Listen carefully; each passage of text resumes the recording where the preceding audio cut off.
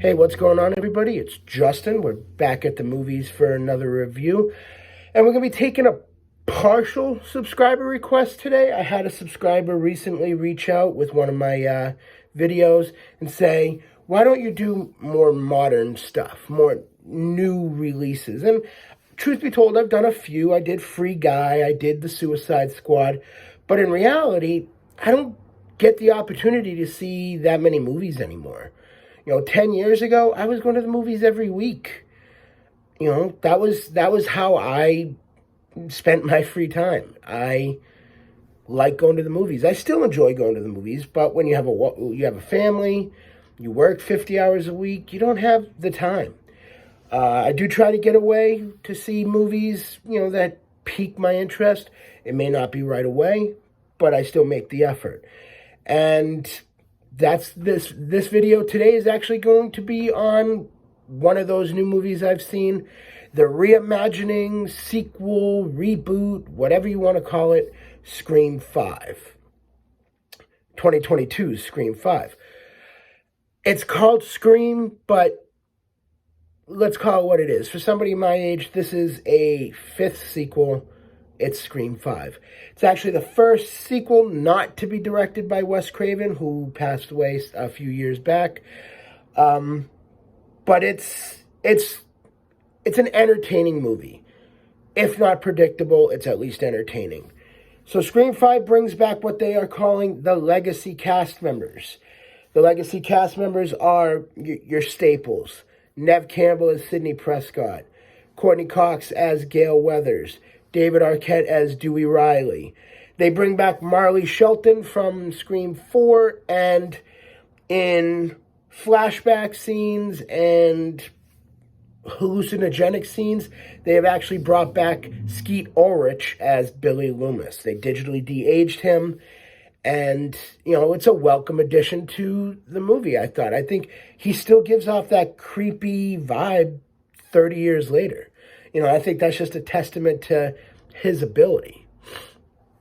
So that's the legacy cast. The new cast includes the likes of Jack Quaid, who is Meg Ryan's son, with Dennis Quaid, Melissa Barrera, Mason Gooding,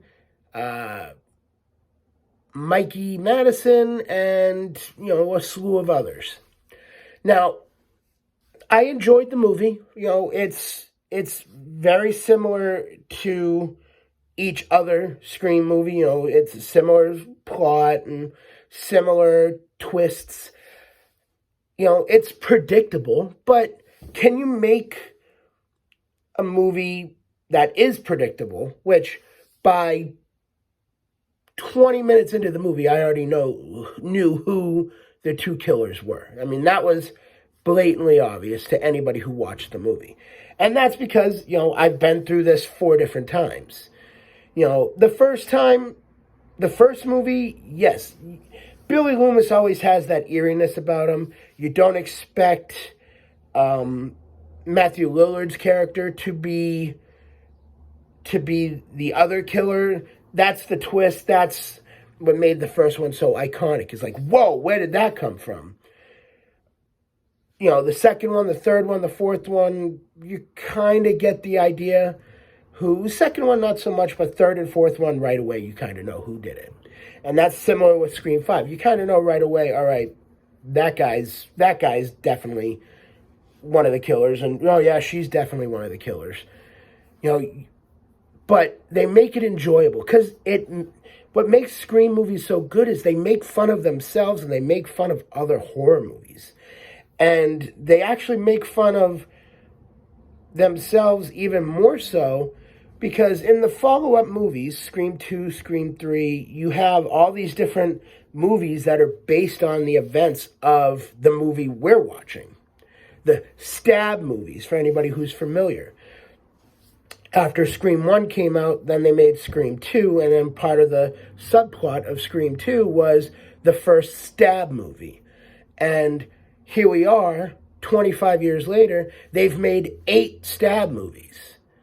And the 8th Stab movie has gotten so ridiculous And it's so far away from, where the original one started, that this whole new set of players feel they need to reboot the Stab movie franchise. So they start killing people in the hopes that Hollywood will reboot the Stab franchise and go back to its roots.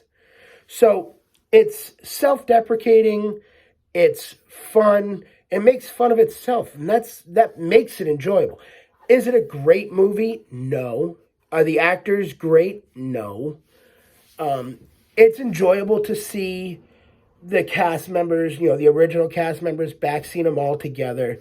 Campbell, Arquette, Cox.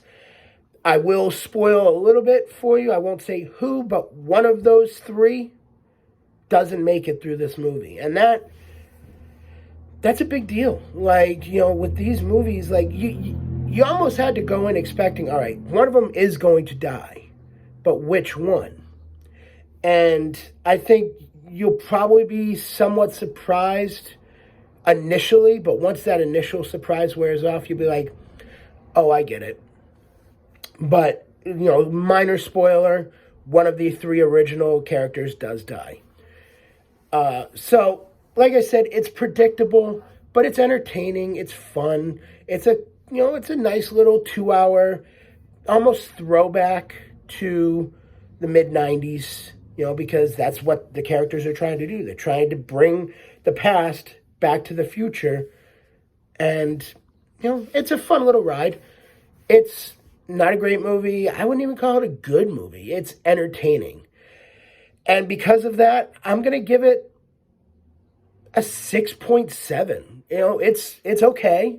It's got its qualities. It's enjoyable to watch. If you're a fan of the Scream franchise, you're going to enjoy it.